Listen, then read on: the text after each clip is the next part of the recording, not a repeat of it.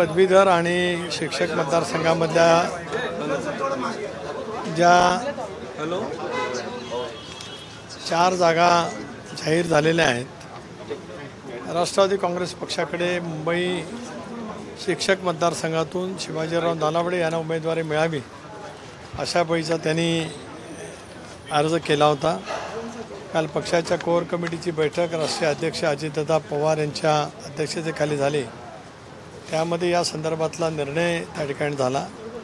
आज मुंबईचे अध्यक्ष समीर भुजबळसुद्धा आले होते। पक्षाच्या वतीने आम्ही शिक्षक मतदारसंघासाठी शिवाजीराव नालावडे यांची उमेदवारी त्या ठिकाणी घोषित करतो आहोत। आज संघटनेमध्ये सुद्धा आमच्या ज्या काही महिला प्रतिनिधी आहेत, यामध्ये आबा पांडे यांची आणि वैशालीताई नागावडे यांची प्रवक्ते म्हणून, प्रदेश प्रवक्ते म्हणून त्यांची नियुक्तीसुद्धा त्या ठिकाणी आम्ही आज जाहीर केलेली आहे।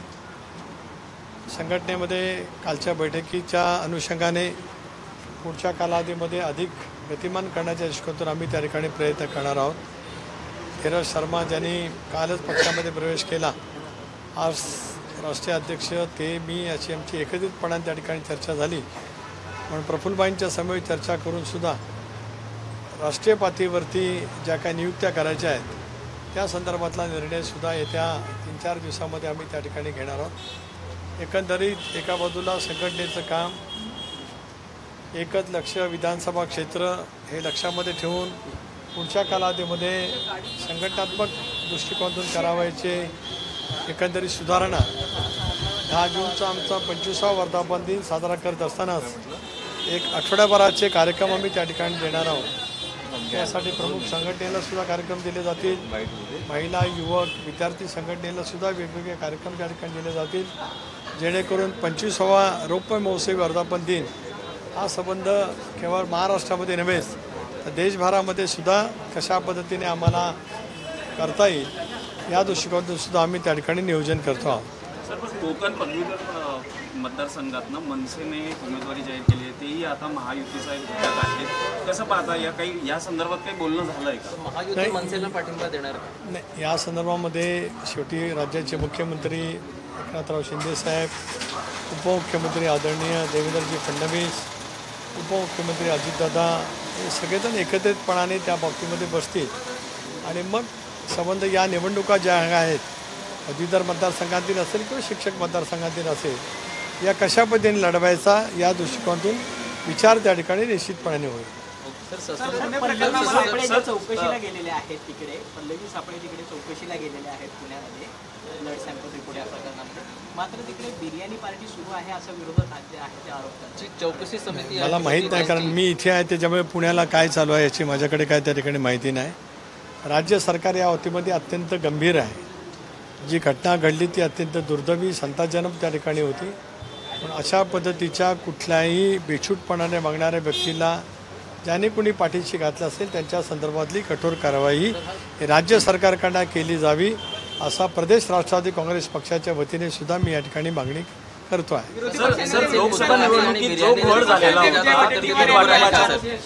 मी म्हटलं, मला ज्या प्रकरणाची माहितीच नाही, ज्या ठिकाणी अशा पद्धतीची घटना घडली त्या ठिकाणी असं जर काही कोण चुकीचं वागत असेल त्याही गोष्टीची चौकशी करा अशी माझी मागणी राहील। सर, महायुतीमध्ये लोकसभेच्या निवडणुकीत जसा आहे तर फॉर्म्युला ठरत नव्हता, शेवटच्या दिवसापर्यंत तर उमेदवार दिले जात नव्हते, तोच घोळ हा पदवीधर आणि शिक्षक लोकसभा विधान परिषदेच्या निवडणुकांमध्ये महायुतीत हा सर्व गोंधळ सुरू आहे का?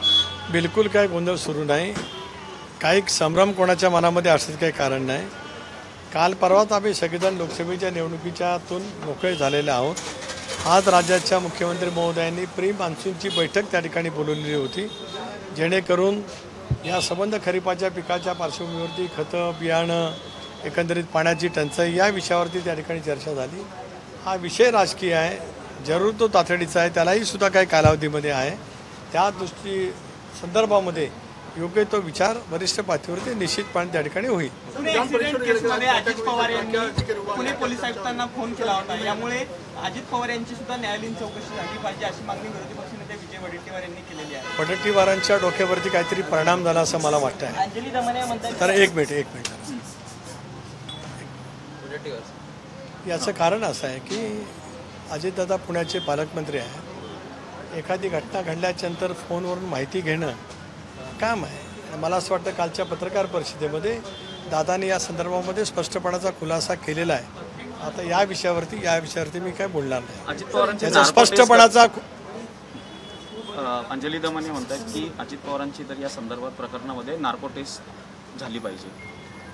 एक असं आहे की ज्या पद्धतीने एकंदरीत मला जाणवतं आहे, मी पुण्याचा प्रसंग घडल्याच्या नंतर जी घटना घडली त्याच्यानंतर सातत्याने त्या विषयावरती अत्यंत गांभीर्याने विषय त्या ठिकाणी मांडलेला आहे.